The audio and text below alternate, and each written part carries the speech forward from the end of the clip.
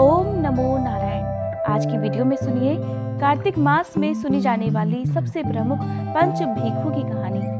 पंच भीखू के बारे में मैंने आपको अपने चैनल पर कार्तिक मास के अध्याय 23 में बताया है कि किस प्रकार भीष्म पंचक व्रत रखे जाते हैं और भीष्म पंचक व्रत रखने का क्या महत्व होता है।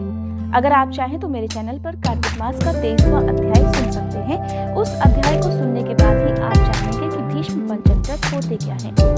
पंच भीखू व्रत के अनुसार कहा जाता है कि अगर आप अपनी किसी एक प्रिय वस्तु का त्याग कार्तिक के महीने में करते हैं तो उसका कई गुना पुण्य आपको आपके जीवन में मिलता है। अगर आप कार्तिक मास के सभी नियमों का पालन पूरे महीने में ना कर पाए हो या पूरे महीने में अब तक एक भी दिन कार्तिक मास के किसी एक नियम का भी पालन ना कर पाए हो, पूजा ना कर पाए हो, ब्रह्म मुहूर्त में उठकर स्नान करने के साथ ही तुलसी पूजन ना कर पाए हो, तो कार्तिक मास के शुक्ल पक्ष की देवोत्थान एकादशी को लेकर कार्तिक पूर्णिमा के दिन को भीष्म पंचक व्रत के लिए सबसे उत्तम माना गया है। इन्हीं दिनों में आप चाहें तो पूरे विधि विधान से कार्तिक मास की पूजा कर सकते हैं। अगर आप पूजा ना कर पाए, उपवास ना रख पाए इन 5 दिनों का, तो कोई बात नहीं। आप अपने मन को शुद्ध और शांत रखते हुए पंच भीखू की कहानी हर दिन नियम से कार्तिक पूर्णिमा तक अवश्य सुनिए।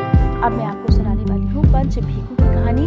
कथा प्रारंभ करने से पहले आप सभी से अनुरोध है, कमेंट बॉक्स में कार्तिक भगवान की जय जरूर लिखिएगा। किसी गांव में एक साहूकार रहता था और उसका एक बेटा और बहू भी उसके साथ में रहते थे।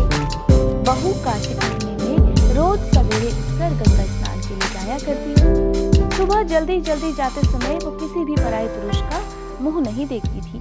एक राजा का बेटा भी सुबह सवेरे उठकर गंगा जी में स्नान करने के लिए जाया करता था। वो हैरान होता कि मैं इतनी जल्दी उठ जाता हूँ स्नान के लिए, लेकिन कोई और भी है जो मुझसे भी जल्दी उठकर नहा लेता है। कार्तिक माह के 5 दिन बचे थे कि एक दिन साहूकार की बहू तो स्नान करके वापस जा रही थी और उस समय राजा का बेटा स्नान के लिए आ रहा था। आवाज सुनकर बहू जल्दी जल्दी जाने लगी, लेकिन जल्दबाजी में उसकी माला मोजड़ी छूट गई। राजा के बेटे ने उसकी माला मोजड़ी उठा ली और सोचने लगा कि जिस स्त्री की यह माला मोजड़ी इतनी सुंदर है, वो स्त्री खुद कितनी सुंदर होगी। अब उसने पूरे गांव में मुनादी करवा दी कि जिसकी यह माला मोजड़ी है वो 5 रात मेरे पास आएगी। साहूकार के बेटे की बहू ने कहवा दिया कि मैं 5 रात आऊंगी, लेकिन किसी को साथ भरने के लिए बैठा देना। अब राजा के बेटे ने एक तोते को पिंजरे में बंद कर गंगा जी किनारे पेड़ पर टंगा दिया। अब बहू सुबह के समय आई, पहली पैड़ी पर पैर रखा और कहने लगी, हे कार्तिक के राई दामोदर, 5 पांडु, 6 नारायण, भीखम राजा, उस पापी को नींद आ जाए। राजा के बेटे को ऐसा कहने के साथ ही नींद आ गई। अब बहू नहा धोकर चलने लगी तो पिंजड़े में टंगे तोते से कहने लगी, सुबह सुबह तेरे गल डालूंगी हीरा, मेरी साख भरियो वीरा। सुआ बोला, कोई वीर भी साख भरता है क्या? फिर बहू कहती, सुबह सुबह सुबह तेरे पग खालूंगी, नेवर साख भरियो मेरे देवर। अब सुआ ने यानी कि तोते ने कहा, ठीक है भाभी, मैं तेरी साख रख लूंगा। अब ऐसा कहकर बहू तो चली गई। राजा का बेटा हड़बड़ाकर उठा और उसने तोते से पूछा, सुबह सुबह वो आई थी क्या? कैसी थी? तब सुआ कहने लगा, आभा की सी बिजली, होली की सी झल, केला की सी कामनी और गुलाब का सा था रंग। अब अगले दिन राजा के बेटे ने सोचा कि आज तो मैं अपनी अंगुली में चीरा लगा लूंगा ताकि मुझे नींद ही ना आ पाए और इस प्रकार मैं उस सुंदर युवती को भी देख लूंगा। अगले दिन राजकुमार अपनी अंगुली चीर कर लेट गया और फिर वो आ गई। भगवान से उसी तरह प्रार्थना करने लगी और फिर उसके ऐसा करते ही राजकुमार को फिर से नींद आ गई। अब बहू जो थी वो स्नान करके फिर से अपने घर वापस चली गई। सुबह राजकुमार ने तोते से फिर से पूछा। तोते ने फिर से सारी बात दोहरा दी जो एक दिन पहले। अब राजकुमार कहने लगा कि मैं आज रात को अपनी आंखों में मिर्ची डालकर बैठूंगा और इस प्रकार रात में ही वो मिर्ची डालकर बैठ गया। अब बहू फिर से आई, प्रार्थना की, जिससे उसे फिर से नींद आ गई। अब राजकुमार ने बहू के आने की बात पूछी और तोते ने फिर से बात बता दी। राजकुमार अब फिर सोचने लगा कि आज तो मैं बिना बिस्तर के ही बैठूंगा और देखता हूँ कि मुझे नींद कैसे आती है। इस तरह से राजकुमार रात को बिना बिस्तर के ही बैठ गया। अब बहू जब गंगा स्नान करने के लिए आई तो उसने अपने भगवान से फिर से प्रार्थना की। प्रार्थना करते ही राजकुमार को फिर से नींद आ गई और जब बहू गंगा स्नान करके जाने लगी तो आंख बंद करके चली गई। राजकुमार जब उठा तो वो वहां से जा चुकी थी। अब राजकुमार ने तोते से पूछा, तोते ने फिर से सारी बात कह दी। अब राजकुमार बहुत सोच में पड़ गया और सोचने लगा कि आज तो मैं अंगीठी जलाकर बैठूंगा और जिससे मुझे नींद ही नहीं आएगी। फिर रात को वो अंगीठी जलाकर बैठ गया।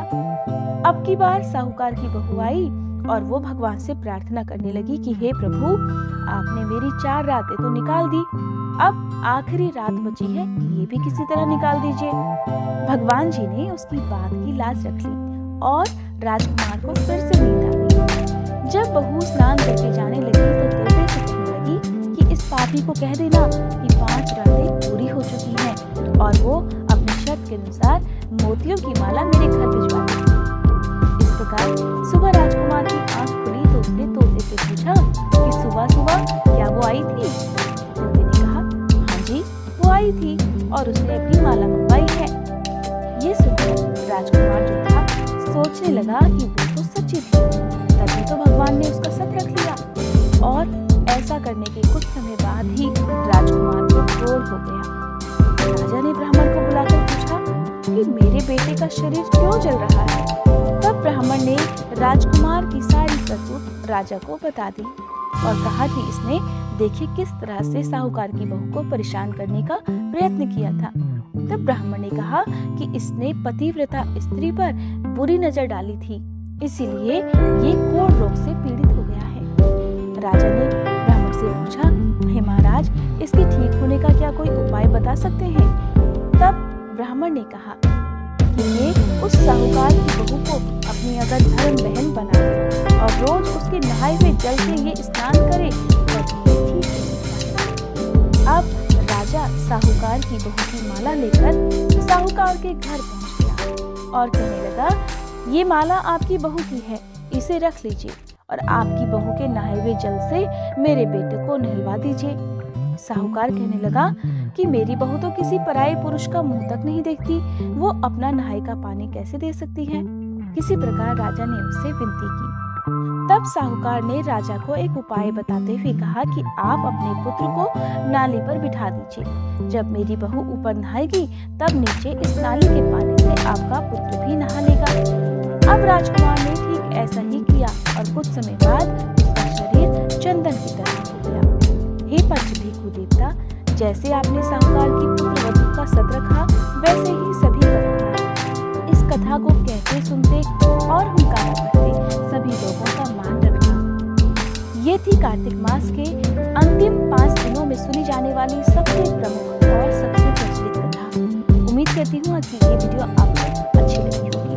वीडियो अगर अच्छी लगी हो तो कार्तिक मास के शुक्ल पक्ष की एकादशी से लेकर कार्तिक पूर्णिमा तक आप हर दिन इस कथा को